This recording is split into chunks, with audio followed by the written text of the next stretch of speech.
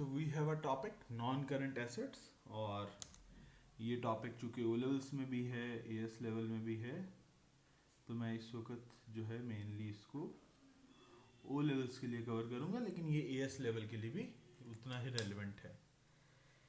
अच्छा यार, सबसे पहले तो भाई नॉन करंट एसेट्स ऐसे एसेट्स हैं जो कि हमने यूज़ के लिए रखे हुए हैं। पहली बात, फॉर सेल नहीं है, क्योंकि अगर पहली बात अगर वो फॉर सेल है तो फिर तो हम उनको इन्वेंट्री कहेंगे ना। Assets held for sale inventory होते हैं। तो ये हमारे वो नॉन करंट एसेट्स हैं जो हमने यूज के लिए रखे हुए हैं और लाइफ मोर देन 1 ईयर है। Life of more than 1 year. तो वो एसेट्स जो हेल्ड फॉर यूज हैं और उनकी लाइफ 1 साल से ज़्यादा है, हम उन एसेट्स को नॉन करंट एसेट्स कहते हैं। याद रहे बेटे, नॉन करंट एसेट्स की एक कॉस्ट होती है। Cost is the amount of cash paid to purchase an asset. Cost is the amount of cash paid to purchase an asset. Non current asset की एक लाइफ होती है, the expected number of years in which an asset is expected to provide benefits. Estimations है जी। The number of years an asset is expected to provide benefit एक life होती है। That life is useful life। Useful life. और जब non current asset की life खत्म हो जाती है तो उसकी रेजिडुअल वैल्यू या फिर स्क्रैप वैल्यू होती है जी। तो किसी भी नॉन करंट एसेट की एक कॉस्ट होती है जिसपे हम उसको बाय करते हैं। फिर जब हम उसको जो है वो सेल करते हैं तो फिर इवेंचुअली एक प्राइस होती है जिसपे वो सेल हो जाता है। और हर नॉन करंट एसेट की एक लाइफ होती है। याद रहे, हमारे ओ लेवल्स में, ए लेवल्स में और इवन के सीए में हम नॉन करंट एसेट्स के साथ 3 तरह की अकाउंटिंग एक्टिविटीज करते हैं। फर्स्ट एक्टिविटी, जब हम किसी नॉन करंट एसेट को परचेज करते हैं तो बेटे अगर आप लोगों को परचेज करना आता है तो आप समझ लें आपको 33% काम आता है। जब भी आप किसी नॉन करंट एसेट को बाय करेंगे तो बाय करते हुए क्या एंट्री करेंगे आपको आनी चाहिए, क्या अमाउंट होगी। मतलब आप गाड़ी बाय करते हो तो गाड़ी की जो ट्रांसफर करवाते हो, अपने नाम पे ट्रांसफर करवाते हो, क्या वो एसेट की कॉस्ट में आएगा या नहीं आएगा देखना पड़ेगा।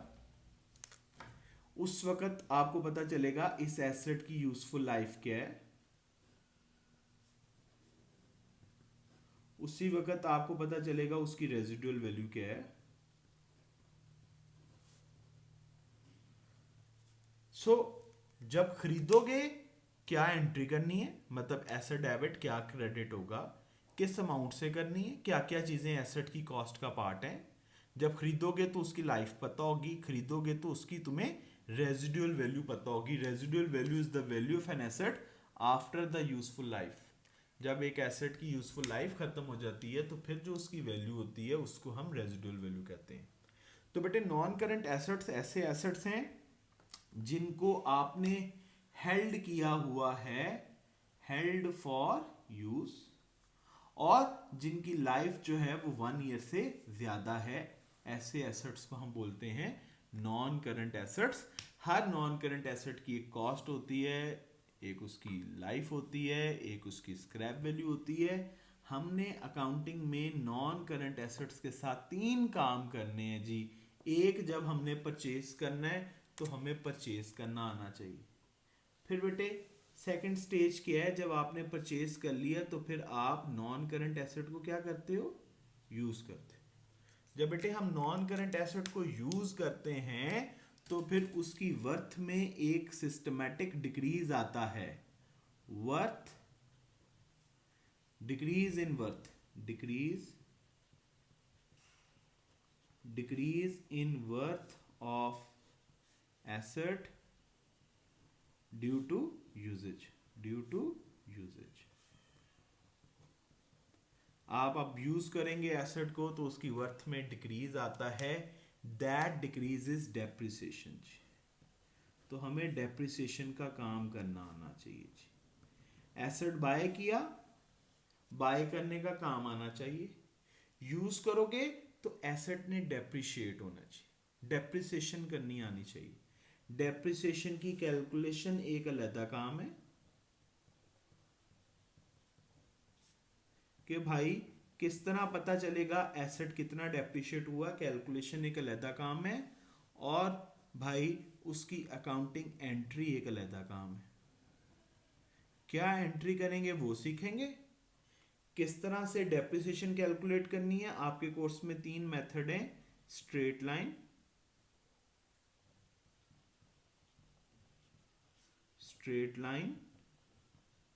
डिमिनिशिंग बैलेंस या रिड्यूसिंग बैलेंस मेथड,